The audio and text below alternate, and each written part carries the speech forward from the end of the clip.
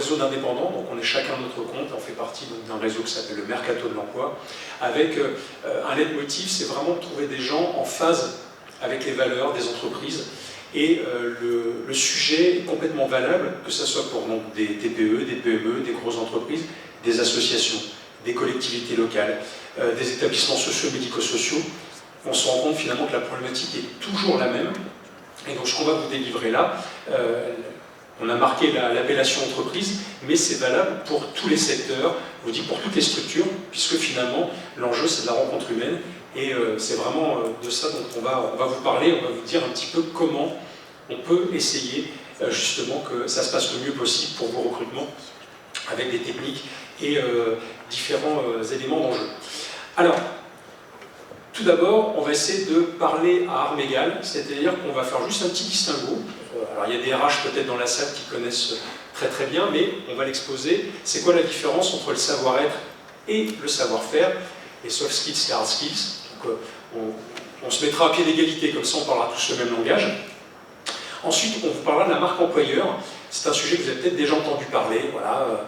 Mais vous verrez que la marque employeur, ce n'est pas que l'apanage des grosses entreprises, c'est aussi l'ADN, finalement, de chaque petite entreprise, chaque association, chaque structure. Et je serais même tenté de dire, pour recruter beaucoup dans des associations, même chaque service. Parce qu'en fonction du management, on a une patte, on a quelque chose qui se passe à un endroit, qui ne se passe pas à un autre. Et c'est ça qui est aussi important, et ce qu'on peut résumer sur la marque employeur.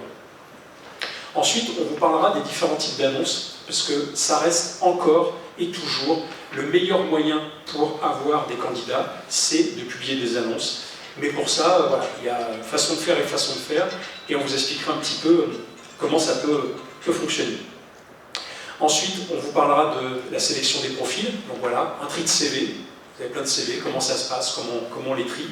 On vous parlera aussi des entretiens, comment les mener, ou en tout cas avec des questions qui permettent de jauger justement le savoir-être et l'adéquation entre vous et la personne que vous voulez recruter. On parlera aussi des recommandations. Et puis, on finira sur une chose importante, c'est comment on intègre quelqu'un. Alors voilà, on va faire toute une conférence là-dessus, on pourrait faire largement 1 heure, mais globalement, vous pouvez faire des super entretiens, tout ce que vous voulez. Si jamais vous ne valorisez pas une bonne intégration, vous pouvez être sûr que c'est foutu. Ça va très très mal se passer, et on aura des exemples aussi pour illustrer. Et puis on conclura globalement pour expliquer justement la notion de rencontre, parce que finalement, un recrutement, c'est une rencontre. Alors, sans plus attendre, je vais passer la parole à Chérif, qui va nous expliquer, qui va vous expliquer, pour qu'on puisse parler le même langage ensemble, le distinguo entre savoir-faire et savoir-être. Chérif, à toi. Merci Jacques-Alexandre.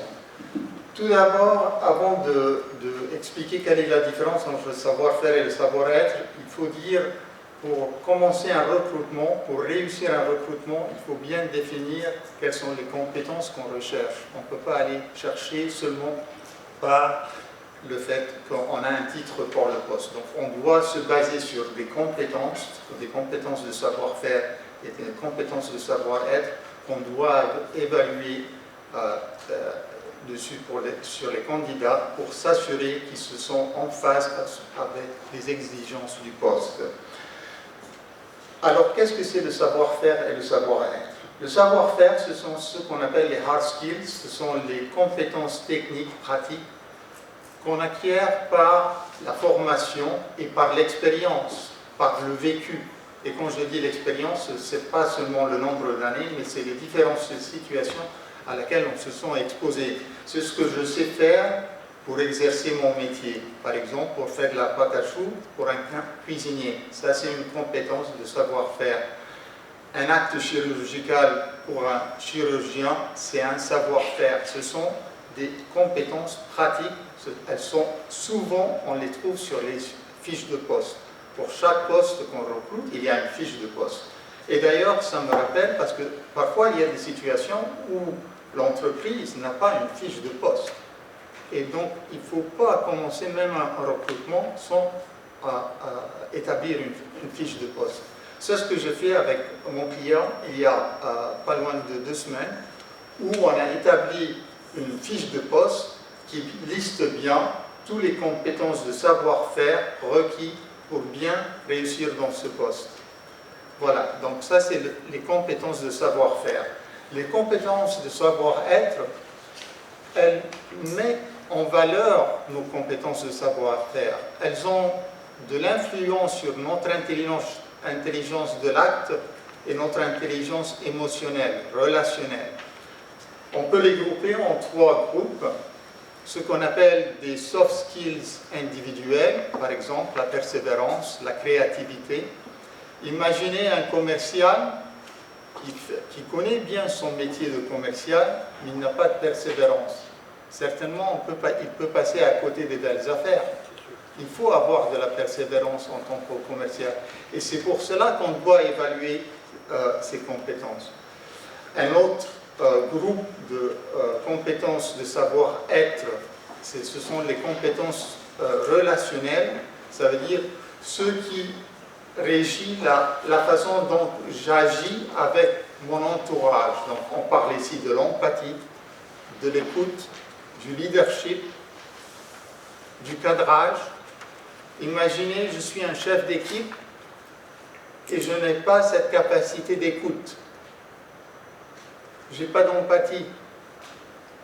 Mon équipe va se sentir frustrée et ça sera un échec, ça sera reparti sur le rendement de mon travail et de toute l'équipe.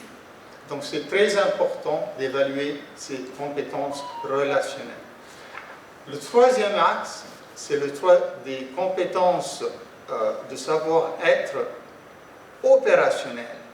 Alors là, on parle de la prise de décision, de comment faire ses priorités. Et je vais vous donner un exemple assez frappant. Le 20 avril de 2010, le monde s'est réveillé sur une catastrophe, celle de l'explosion qui s'est passée dans le golfe du Mexique pour un chantier pétrolier qui s'appelait Deepwater Horizon. Quand on lit le rapport de 200 pages de cet incident, la cause derrière, c'était une mauvaise chaîne de prise de décision. C'était dans le savoir-être. Ce n'est pas un problème technique, mais c'était un problème de mauvaise décision.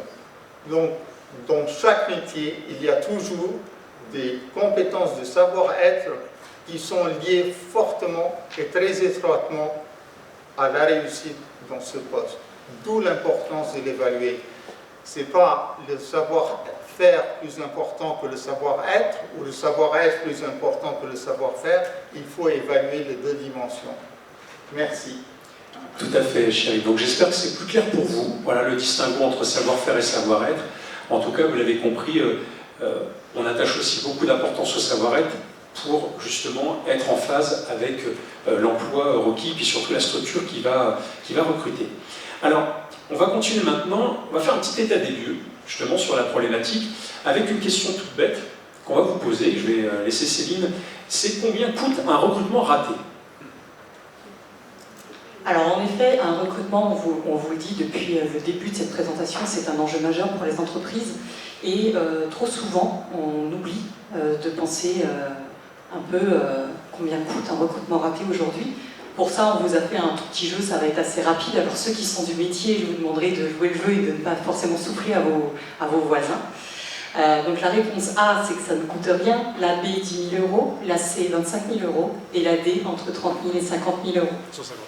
150 000 €, pardon, ça fait déjà beaucoup, remarque. Pour ceux qui pensent que c'est la réponse A, je vous invite à lever la main. La réponse B, la réponse C, pas mal. En fait, ce sera la D, la bonne réponse. Mais vous n'étiez pas là. Donc vous sortez. Alors pourquoi ça peut prendre cette ampleur-là en termes de budget? Tout simplement parce que nous avons les coûts que l'on connaît tous, que ce sont les coûts de recrutement, les coûts logistiques d'installation d'un nouveau collaborateur à son poste de travail, mais on en oublie aussi et surtout les coûts indirects. Je vous donnerai l'exemple d'un commercial que l'on va recruter. Quel est l'impact pour votre entreprise de toutes les affaires qu'il aura ratées? Ça peut se chiffrer assez vite. Et puis, il y a un dernier impact sur lequel on insiste beaucoup et que peu de chefs d'entreprise ont à l'esprit, et c'est surtout l'impact de votre réputation sur le marché du travail de ce candidat qui ne sera pas resté. Donc ça, je ferai un lien et je fais une parfaite transition avec la marque employeur que Delphine se fera un plaisir de vous présenter juste après. De mon côté, je vais enchaîner sur effectivement le métier du recrutement. Il faut savoir qu'un recrutement sur 2 est un échec à 18 mois. Là aussi, on est sur un enjeu majeur. C'est pas pour autant qu'à 18 mois, on parlera d'un recrutement raté, mais en tout cas, c'est ce qu'on constate aujourd'hui sur le marché. 90% des cas, il s'agit d'une inadéquation, je n'arriverai jamais avec ce mot, j'aurais dû mettre autre chose, de comportement entre le salarié et l'entreprise. Le coût du recrutement, je ne vous le remets pas, maintenant je pense qu'il est bien ancré dans vos esprits. Mais ce qu'on va retenir surtout, et ça c'est vraiment capital, c'est que le recrutement se fait essentiellement sur les compétences, donc les hard skills qui vous ont été présentés, et malheureusement les licenciements se font à 90% des cas sur le comportement du salarié. Et enfin, parce que je n'ai pas vocation à vous assommer par des chiffres, parce que ce n'est pas notre cœur de métier, mais au niveau du marché de l'emploi aujourd'hui, on constate que 57% des entreprises déclarent avoir de vraies difficultés de recrutement, et ça augmente tous les ans. Je pense que si on faisait le sondage, vraiment tous les ans, on verrait cette courbe en pleine croissance. 79% des difficultés reposent sur comment trouver le bon candidat. On s'aperçoit aussi qu'aujourd'hui, finalement, la diffusion d'annonces commence à perdre un petit peu en efficacité et on est en train de réinventer, de dépoussiérer les codes du recrutement. Et puis 89% des échecs s'expliquent par une inadéquation, j'ai réussi, du savoir-être. Voilà pour cette partie au niveau du marché de l'emploi. Et je vais passer la parole à notre monsieur loyal du jour. Bien, donc on voulait juste vous faire un petit élément à quel point c'est capital. Parce qu'effectivement, la problématique est bien qu'on peut trouver des personnes très compétentes, mais si elles ne sont pas en phase avec la structure qui l'emploie, il y a de fortes chances que ça ne marche pas. C'est vraiment ça ce qu'on voulait mettre en avant avec ces stats. Du coup, maintenant, on va parler technique, on va rentrer dans le détail, comment on fait concrètement pour mettre en lien des personnes, leur savoir-être, et vous, votre structure, votre entreprise, votre association. Et donc ça passe déjà par une première questionnement sur la marque employeur, et je vais laisser Delphine nous présenter cela. Alors effectivement, comme vous le savez, la concurrence est rude entre les entreprises. Chaque entreprise cherche à attirer les meilleurs candidats. Et la marque employeur, c'est une réponse à cette guerre des talents. C'est ce qui va permettre aux entreprises d'attirer de nouveaux collaborateurs, enfin de nouveaux candidats, pardon, et de fidéliser les collaborateurs. Alors on peut la définir comme l'image que reflète l'entreprise auprès de ses collaborateurs, donc en interne, mais ça va bien au-delà de ça, puisque c'est aussi cette image qui va être perçue à l'extérieur de l'entreprise par les clients, par les prestataires, par les investisseurs par exemple. Alors on peut prendre l'exemple d'une grande enseigne du sport qui appuie sa communication sur la passion du sport, qui est une thématique qui se décline en un certain nombre de valeurs comme la confiance ou la diversité. Et bien, les candidats peuvent partager ces valeurs et avoir envie de postuler dans cette entreprise, en partie pour cette raison. Il faut savoir que 75% des candidats postulent grâce à la marque employeur, donc c'est quand même assez considérable. On parle aussi de promesse, et cette promesse, elle est à double sens. Quand on reçoit un candidat en entretien, on s'attend à ce qu'il s'exprime de manière transparente sur son parcours professionnel, sur ses compétences, mais le candidat, lui aussi, attend en retour la même transparence et la même honnêteté de la part de l'entreprise qui s'est présentée au travers de l'offre d'emploi et au travers de l'entretien. Et donc c'est très important que ce nouveau collaborateur qui intègre l'entreprise puisse constater immédiatement que cette image, elle répond à quelque chose de réel. Il faut que ce qui se dit à l'extérieur de l'entreprise soit parfaitement en cohérence avec ce qui se vit à l'intérieur. Alors, donc avant de lancer une offre d'emploi, l'entreprise va avoir un certain nombre de questions à se poser. Donc, ça commence par comment elle définit son image, comment elle se définit en termes de valeurs, l'ambiance qui règne au sein de l'entreprise, le style de management qui est prôné au sein de cette entreprise. Et là, on a vu que c'est se définir de manière honnête, parce qu'il ne s'agit pas en fait de se survendre, mais de bien communiquer par rapport à la réalité de l'entreprise. Deuxième question, avec quelle personne j'ai envie de travailler dans mon entreprise? Donc on a eu, Chérif nous a parlé tout à l'heure des hard skills et des soft skills.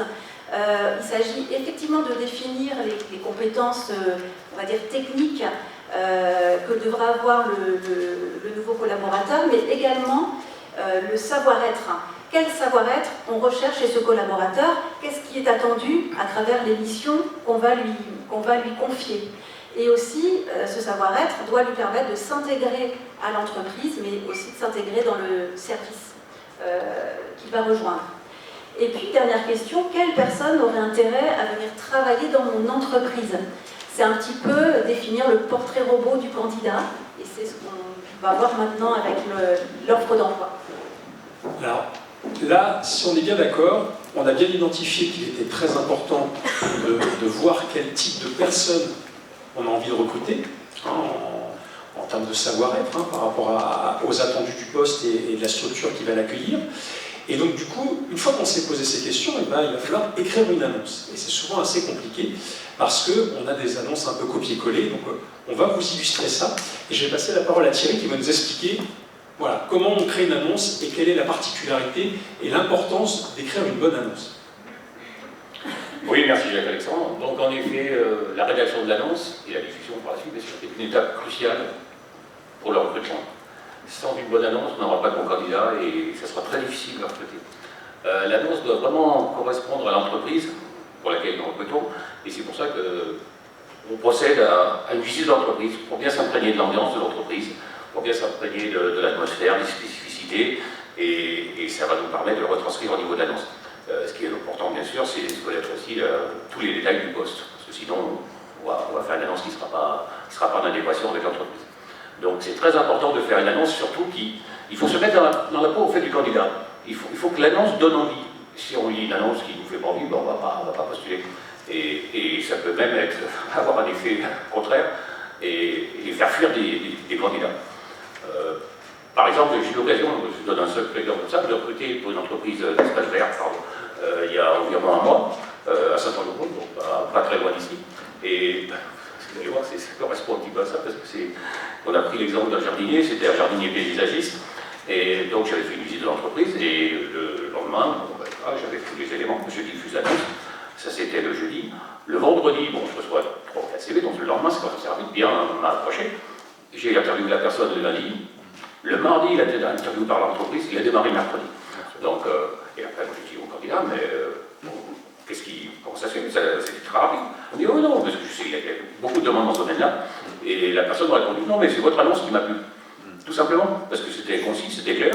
Bon, c'est une personne qui était dans le Val-d'Oise, donc pas très loin, effectivement, géographiquement, ça c'est très important. Et voilà, donc ça s'est fait très rapidement. Donc, je répète une fois de plus, l'annonce, c'est vraiment primordial dans tout le process. Il faut donner envie, et surtout pas faire fuir.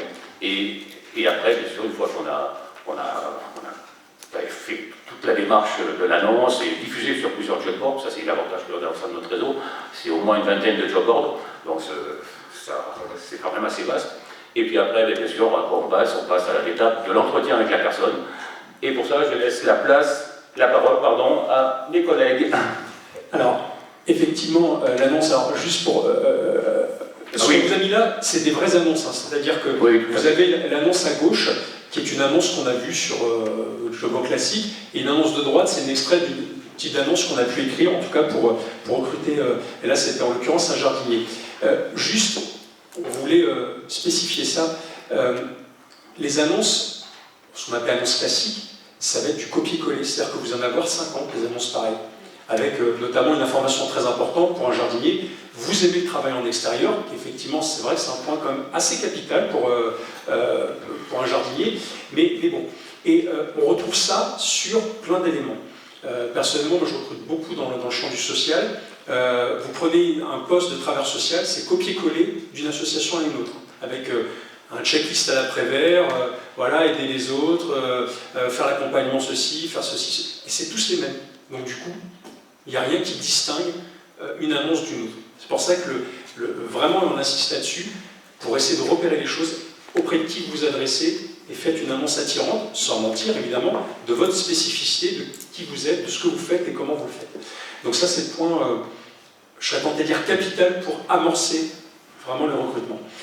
Et puis bon, vous avez fait une belle annonce, tout va bien, vous avez reçu des CV, mais maintenant il faut les trier. Alors, Céline, comment on trie les CV? Merci pour ce passage de flambeau. Donc pour trier des CV, on a besoin d'avoir des outils qui soient totalement objectifs et qui nous permettent effectivement, au regard du cahier des charges qui nous a été fourni par le client, de pouvoir trier les CV. Ici, on a pris 2 candidats en exemple pour un poste de manager de la Galaxie, qui est un poste très exigeant. Et bien évidemment, nous avons d'un côté Dark Vador qui s'est positionné et notre petit Yoda qui n'a qu'une envie, c'est retrouver nos équipes. Pourquoi est-ce qu'on se sert de grilles de qualification et de grilles de sélection? Parce qu'on a ce besoin-là, quand on reçoit un certain nombre de CV, de pouvoir identifier les compétences qu'on attend en priorité sur les postes que l'on met. Et puis, croyez-moi, on pourrait dénombrer je pense par milliers le nombre de candidats qui mettent sur leur CV qui sont tous sympathiques, qui sont tous très dynamiques, ponctuels et joviales. Ça ne veut pas dire qu'ils le sont dans la réalité. Donc on doit effectivement d'abord travailler sur les compétences attendues par rapport à la fiche de poste. Par la suite, une fois qu'on a fait ce tri des CV, on va pouvoir commencer à les appeler pour voir s'il est pertinent de poursuivre le process de recrutement. Pour ça, on va vous donner quelques conseils qui sont essentiels. Tout d'abord, on conseillera toujours de les contacter pour un premier entretien, pour un premier échange et pour faire une première évaluation. Pour ça, on va poser des questions assez simples pour appréhender si effectivement c'est intéressant pour vous ou pas, ou en tout cas pour nous, de recevoir le candidat en entretien. On sera toujours très attentif au ton de la voix, à sa chaleur, si elle laisse transpirer l'envie de travailler dans votre entreprise ou inversement sa nonchalance. Mais attention surtout à la réciprocité. Il faut aussi adapter le ton que l'on va employer lorsque l'on va contacter le candidat. Et rien de mieux pour cela que de vous imager par des petits exemples que l'on va faire ensemble. Et ça tombe très bien parce que figurez-vous, j'ai reçu un CV d'un candidat extraordinaire. Je cherche un commercial dynamique, joyeux et qui surtout ira me chercher de nouveaux clients. Alors je vais commencer par l'appeler. Bonjour Monsieur Droupi, je suis Céline Gounor, je suis consultante en recrutement. J'ai retenu votre CV parce que vraiment votre profil m'intéresse énormément. Avez-vous quelques minutes à m'accorder s'il vous plaît? Oui. Monsieur Droupi, est-ce que je vous dérange? Non, pas du tout. Vous souvenez-vous avoir postulé pour une offre d'emploi récemment? Ah oui, c'est l'offre du commercial très dynamique. Je suis très motivé pour ce poste. Ça s'entend, Monsieur Droupi. Je vais me permettre de vous rappeler un peu plus tard. Merci, je vais finir ma sieste. Mais l'inverse, c'est vrai aussi. Et oui, parce que on vous conseille donc évidemment d'appeler les candidats, pas de leur envoyer un mail pour les recevoir en entretien. Ça permet de voir si vous allez perdre du temps ou pas à les recevoir. Mais quand vous allez appeler candidat, et ça véridique, j'ai un de mes clients, il avait fait cette erreur-là, il recherchait, alors là c'est une assistante administrative pour une entreprise bienveillante et joviale. Allô? Allô? Oui, bonjour monsieur. Oui, bonjour madame, vous avez postulé pour une offre d'emploi d'une assistante pour une entreprise joviale et dynamique, on est très sympa, vous êtes toujours intéressé? Ça dépend, c'est pour quel poste, vous pouvez me le rappeler? Mais c'était le poste d'assistante administrative pour une entreprise très joviale, très sympathique. Je vais réfléchir, je pense. D'accord. Alors, c'est peut-être un petit peu caricaturé, mais honnêtement, on l'a déjà vu. Et donc, oui, effectivement, si vous voulez favoriser la rencontre, il y a le ton donné et du candidat et, comment dire, de vous quand vous allez les appeler. Alors, une fois qu'on a dit ça, voilà, vous avez un candidat au téléphone, pensez que ça peut être intéressant, vous décidez de vous rencontrer pour faire un vrai entretien. Et donc, du coup, c'est là que ça va jouer. C'est là que vous allez éventuellement jauger les choses. Est-ce que ça peut matcher entre vous? Est-ce que ça peut coller? Et donc, pour ça, il faut bien préparer son entretien. Delphine, raconte-nous comment se passe un entretien. Avec plaisir. Alors, lors de l'entretien, il y a déjà la phase d'accueil du candidat. C'est une phase importante. D'abord parce qu'elle a pour but de mettre à l'aise le candidat. Un candidat à l'aise, c'est quelqu'un qui va s'exprimer de manière spontanée sur son parcours. Donc c'est quand même très important. Et puis, c'est aussi, encore une fois, l'image de l'entreprise. On parlait de marque employeur tout à l'heure, ça participe aussi de cette image de l'entreprise, que l'entreprise renvoie au candidat. Et puis enfin, eh bien, à travers des questions du type est-ce que vous avez trouvé facilement nos locaux? Est-ce que vous souhaitez un verre d'eau ou un café? Eh bien, vous allez aussi voir comment réagit le candidat déjà par rapport à ces simples questions. Donc c'est aussi des informations qui vont vous être utiles. Ensuite, on a donc évidemment à lui présenter la manière dont l'entretien va se dérouler, et l'enjeu va être de chercher des preuves qui vont valider le savoir-être. Donc pour cela, on va utiliser différents types de questions. D'abord des questions situationnelles, qui sont des questions qui sont posées à un candidat qui n'a pas encore vécu une situation qui nous intéresse. Par exemple, on peut lui demander « Que feriez-vous si un client s'adressait à vous de manière agressive ?» Donc là, typiquement, on va demander au candidat de se projeter dans cette situation qu'il n'a jamais vécue. Alors, beaucoup plus intéressant que cela, il y a les questions comportementales. Il s'agit ici de faire appel au vécu du candidat. Donc, en lui posant par exemple comme question « Racontez-moi une situation où vous avez dû faire face à l'agressivité d'un client. Comment avez-vous réagi ?»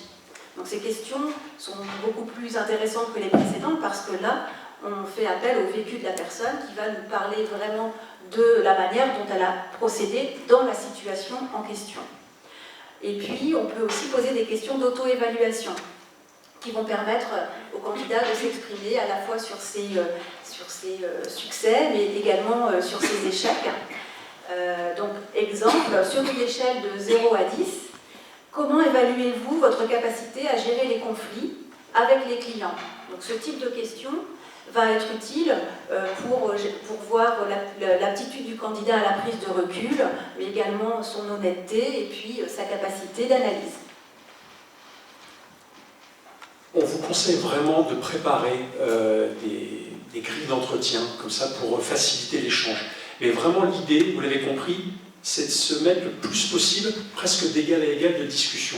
C'est comme ça que vous allez faire émerger le plus facilement possible des réactions des personnes.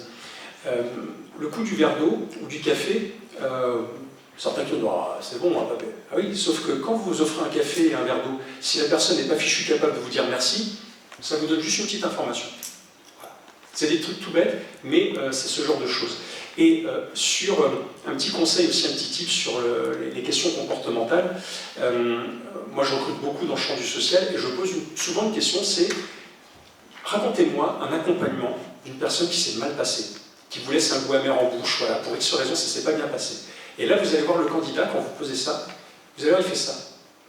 Il y a les yeux qui je vous jure, c'est vrai, il monte au niveau comme ça, parce qu'il réfléchit. Il n'a pas préparé une réponse. Mais on va lui poser une question qui va matcher tout de suite sur un vécu qu'il a. Et il est ce qu'il est, peu importe ce qu'il est, mais il va vous raconter quelque chose qu'il n'a pas forcément ultra préparé. Parce que vous l'avez compris, le jeu, c'est justement d'éviter le jeu de théâtre de je raconte des belles choses et moi je vous raconte des... Non, non. Plus on est à terre, plus on est dans l'humain, plus on peut voir si on a envie de travailler ensemble. Alors, une fois qu'on a fait ces entretiens, ce qui peut être intéressant aussi, c'est d'avoir une recommandation.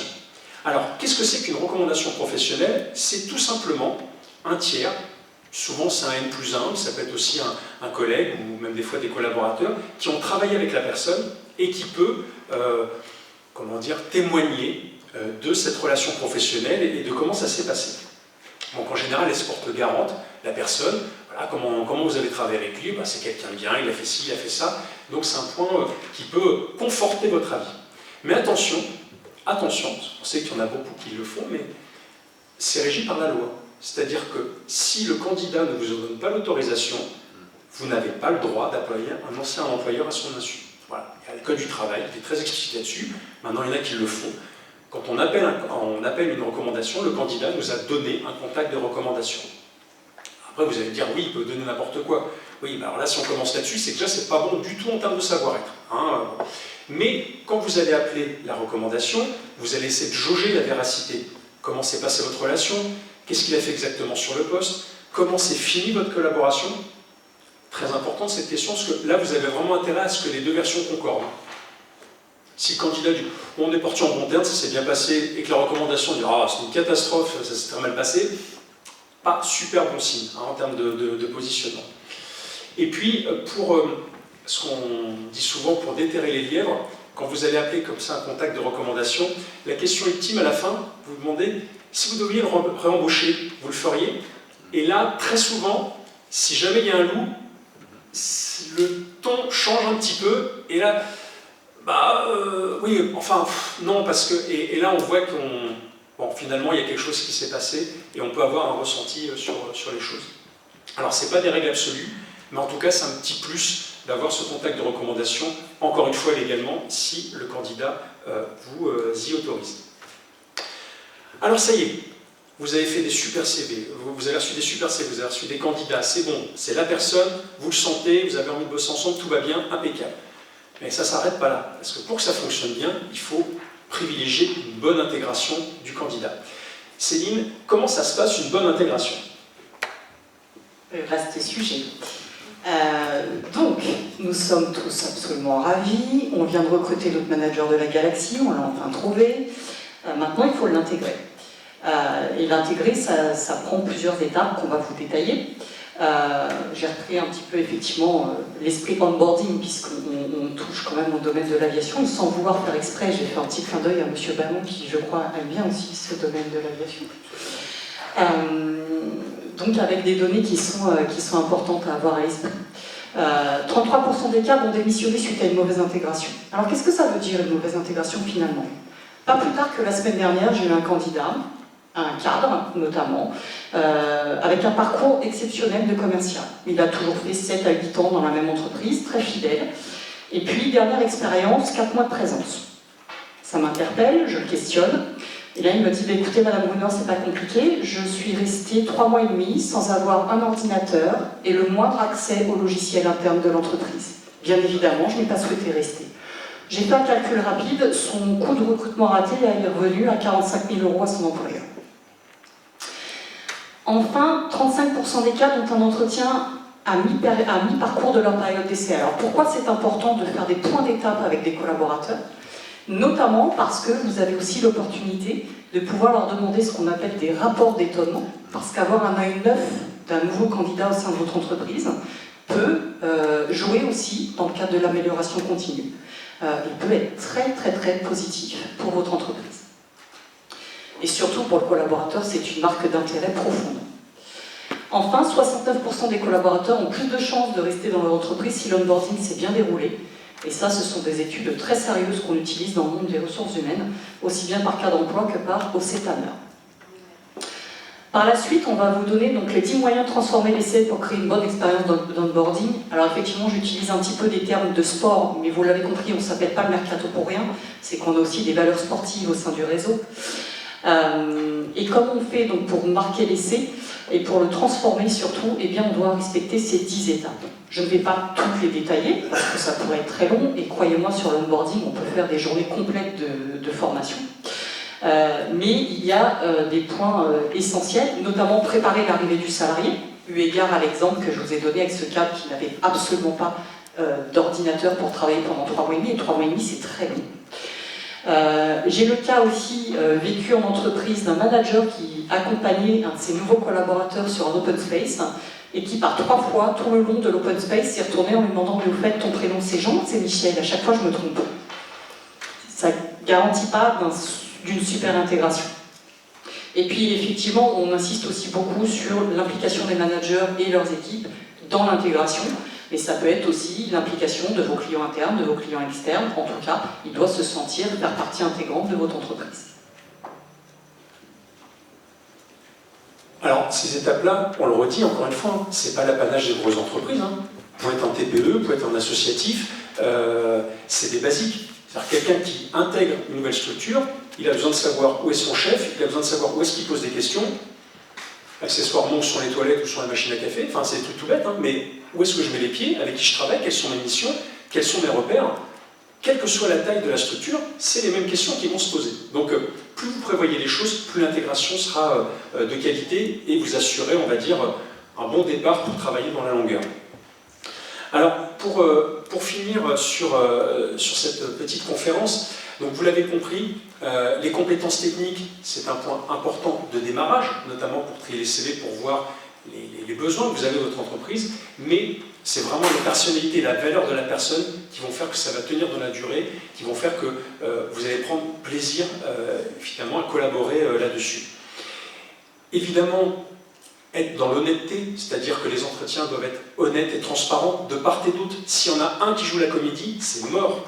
Si le candidat vous dit « Ah bah je suis comme ça, je suis ponctuel, je suis jovial et je sais faire ça », qu'il arrive dans l'entreprise, il ne fait pas la période d'essai, il part. Mais l'inverse c'est vrai aussi. Si vous recrutez quelqu'un, vous dites « Bah voilà, tes missions ça sera ça, tu bosseras avec un tel, ça fera comme ça, et que c'est pas vrai, la personne, elle s'en va aussi.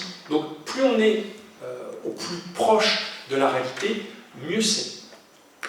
Et effectivement, pour les entreprises, les associations, les structures, valorisez votre culture d'entreprise, les missions, les valeurs, mettez en place les éléments, parce que c'est comme ça que les gens vont avoir envie de venir travailler chez vous. Et dites-vous bien que de toute façon, après tout ça, les entretiens, tout ce qu'on fait, il n'y a qu'une seule question qui se pose, de tout du bout. Vous, les candidats, il n'y a qu'une seule question.